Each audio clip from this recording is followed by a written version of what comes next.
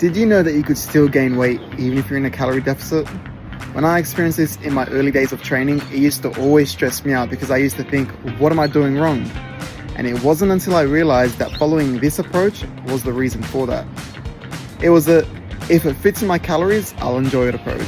Now, I'm not saying this approach is necessarily bad, but it's just understanding why I was gaining weight while following this approach that really helped me to take my training and my progression to the next level.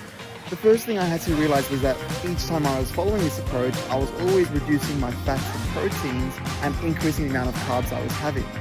And what that was doing was, it was allowing me to store a lot more water, because for every gram of carbs that you have, your body's going to store about 3 to 4 grams of water for that. It was also resulting in me not meeting my micronutrient needs.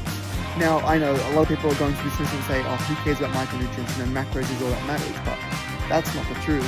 Having more sodium than you need is going to also result in you storing a lot more water, and having less fiber than you need is going to impact your digestion, and so you're probably going to feel a little bit constipated also. And so all of these factors combined is going to result in your scale weight increasing.